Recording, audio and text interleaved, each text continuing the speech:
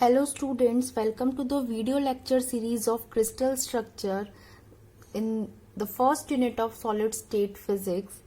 Previous video lectures में हमने symmetric operation देखे थे और जब हमने रोटेशनल सिमेट्री देखी थी बच्चों तब हमने देखा था एक टर्म नंबर ऑफ फोल्ड्स और मैंने आपसे ये कहा था कि जो नंबर ऑफ फोल्ड्स होते हैं वो 5 और 7 के इक्वल नहीं होते। तो आज का जो हमारा टॉपिक है वो यही है कि why can't possess 5 and 7 fold symmetry? Why a crystal can't possess 5 and 7 fold symmetry? तो उसको समझने के लिए एक छोटा सा डेरिवेशन आज हम लोग देखेंगे। उस डेरिवेशन में सबसे पहले हम लोग ड्रॉ करेंगे स्पेस लैटिस। तो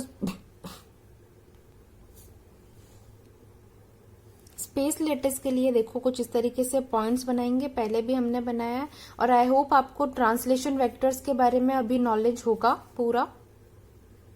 ट्रांसलेशन वेक्टर टी वेक्टर किसके बराबर होता है? I know that T vector is equal to n1 a vector plus n2 b vector plus n3 c vector, where n1 n2 and n3 are intercepts on intercepts corresponding to a vector b vector and c vector. Okay, अब यहां पर मैंने ये points माने हैं, 4 points A, B, C and D, जो कि small t distance पर क्या है, स्पेस में सिचुएटेड है।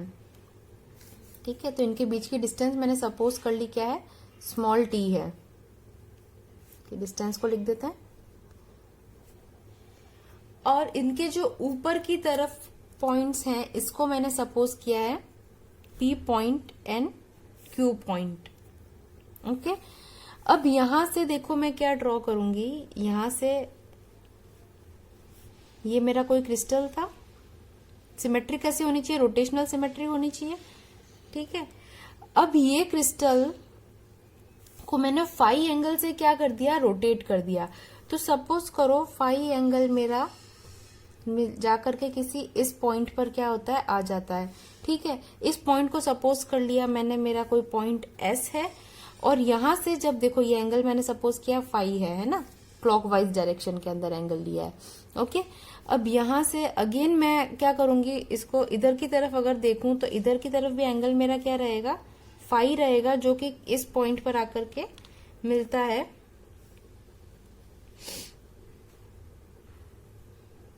और ये वाला पॉइंट मैंने सपोज किया है कि P पॉइंट है। ओके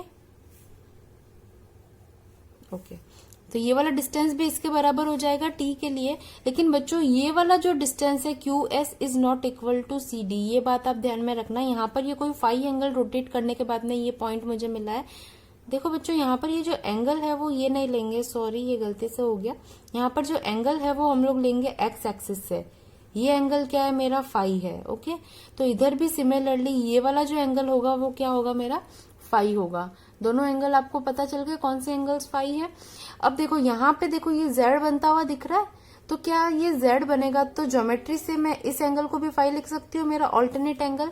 और अगेन यहाँ पर भी देखो उल्टा जेड बन रहा है, तो इस एंगल को भी क्या लिखेंगे हम लोग, फाई एंगल। तो सारे एंगल्स मेरे को क्लियर हो गए। ये जो एंगल लिया है हमने वो एक्स एक्सिस से लिया है, एक्स एक्सिस से इस स्लैंट लाइन का क्या है, ये एंगल है, CS लाइन का ये क्या है, एंगल है। अब देखो मुझे फाइंड आउट क्या करना है, मुझे फाइंड आउट करना है, देखो यहाँ पर ये PQS और इस पॉइंट को हम लोग मान लेते हैं R पॉइंट मान लेते हैं ना। तो देखो यहाँ पर जो मुझे फाइंड आउट करना है वो वैल्यू फाइंड आउट करनी है मुझे RP की और QS की। RP एंड QS की वैल्यू क्या करनी है, मुझे फाइंड आउट करनी है। तो यहाँ पर मैं क्या ऑपरेशंस लगाऊं, तो मैं क्या करती हूँ, इन दोनों ट्रायंगल को अलग अलग स्टडी करती हूँ। पहले ट्रायंगल लेती हूँ, इन ट्रायंगल, ये वाला ट्रायंगल RPB, RPB। देखो RPB के अंदर मुझे सिर्फ देखो ये वाली जो डिस्टेंस रहेगी बच्चों, ये वाली डिस्टेंस भी क्या है, मेरी स्मॉल t है दोनों तरफ। स्मॉल t क्या हो गया, ये मेरा हाइपोटेनियस हो गया, ये क्या हो गया, मेरा बेस हो गया। यानी और मुझे फाइंड आउट क्या करना है, बेस फाइंड आउट करना है, हाइपोटेनियस मुझे नोन है। तो क्या मैं cos थीटा लगा सकती हूँ डायरेक्टली? तो यहाँ पे cos phi will be equal to RP divided by RB, और आई कैन से आरपी, देखो मुझे फाइंड करना था, आरपी इज इक्वल टू क्या आ जाएगा मेरे पास में, आरबी, आरबी की वैल्यू क्या है, small T, T cos phi. अब सिमिलरली इसी ट्राइंगल के अंदर क्यू एस सी लिखेंगे हम लोग। सिमिलरली इन ट्राइंगल, देखो क्यू एस सी, इसके अंदर मुझे किसकी वैल्यू फाइंड आउट करनी है, क्यू एस की। क्यू एस क्या है मेरा, बेस, तो बेस इज इक्वल टू हो जाएगा मेरे पास में hypotenuse small T multiplied by cos का जो एंगल रहेगा, और एंगल यहाँ पे कितना है, फाई।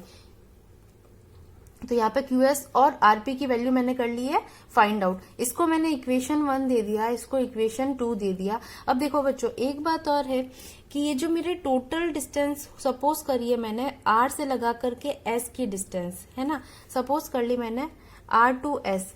ये देखो यहाँ पे पी क्यू की डिस्टेंस स्मॉल टी है, तो यहाँ का जो यहाँ पे भी जो डिस्टेंस होगी वो टी की टर्म में ही कुछ होगी, यानी कि जो मेरी आर से लगा करके एस तक की डिस्टेंस आएगी वो टी के मल्टीपल में ही आएगी। 2t आ सकती है, 3t आ सकती है, 3/2t आ सकती है, कुछ भी आ सकती है ना। तो यहाँ पर मैंने इसको मान लिया small m into T, where small m is को मैंने क्या माना, इज एन इंटीजर। कोई भी एक आर्बिटरी इंटीजर है, उसकी टर्म्स के अंदर ही क्या आएगी मेरे पास में, टोटल यहां से यहां तक की क्या आनी है, डिस्टेंस आनी है। और क्या मेरा आर एस इसके बराबर है, R S is equal to मैं लिख सकती हूँ RP plus P Q plus Q S. तो बस इसको ऐसे लिख देते हैं, RP plus P Q plus Q S. तो क्या मुझे आरपी और क्यू एस की वैल्यू पता है, तो इन वैल्यूज को ही मैं लिख दूंगी। और मुझे पी क्यू की वैल्यू भी पता है। पी क्यू की वैल्यू क्या है, यहाँ पर देखो बच्चों स्मॉल टी, पी क्यू की वैल्यू गिवन है, तो सारी वैल्यू हम लोग लिख देंगे। यहाँ पर लिखते हैं फ्रॉम इक्वेशन 1 एंड 2। इक्वेशन 1 और 2 से हम लोग आरपी और क्यूएस की वैल्यू को उठा के इसे यहाँ पर पुट कर देंगे बस।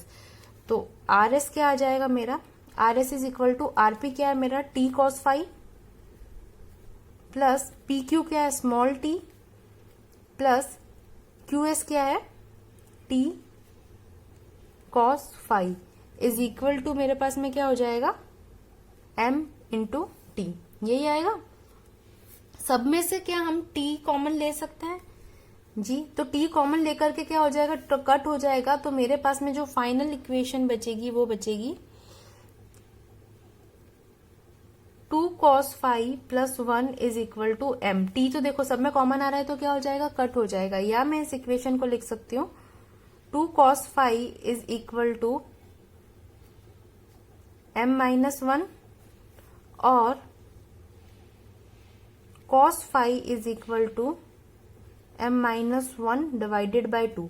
यहाँ पर देखो m क्या था, मेरा कोई इंटीजर है और उस इंटीजर में से मैं एक को माइनस करूं, देखो यहाँ पे एक को माइनस करूं तो भी मुझे क्या मिलेगा, एक नया इंटीजर ही मिलेगा। तो क्या मैं m माइनस 1 को एक नया इंटीजर कैपिटल N सपोज कर लूं, तो यहाँ पे मैं लिख सकती हूँ cos phi is equal to n by 2। यहाँ पे मेरे पास में क्या आ गई है, cos फाई की वैल्यू आ गई है।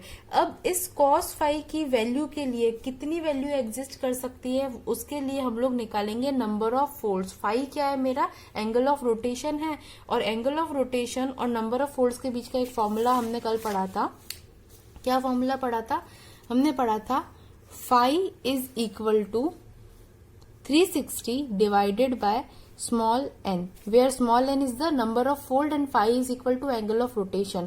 Now our subject is small n, that is number of folds will be equal to 360 divided by phi. phi हमको known है। तो देखो बच्चों हमारे पास में phi की वैल्यू कहाँ से आएगी, phi की वैल्यू आएगी that cos phi is equal to n by 2, और हमें ये पता है कि cos की जो वैल्यू है कहाँ से कहाँ के बीच में एग्जिस्ट करती है, cos phi is less than equal to 1 and greater than equal to -1। यहाँ पे cos फाई की वैल्यू को रख देते हैं तो -1, और यहाँ पे लिख देते हैं n बाय 2, यहाँ पे लिख देंगे +1।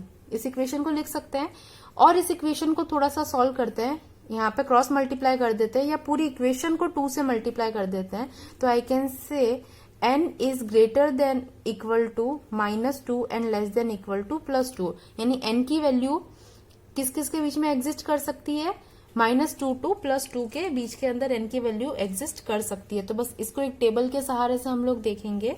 यहाँ पर लिख देते हैं कैपिटल N की वैल्यू, नेक्स्ट कॉलम में हम लोग लिखेंगे cos फाई की वैल्यू, उसके बाद में जो एंगल ऑफ रोटेशन आएगा फाई उसकी value, then number of fold that is equal to 360 divided by phi.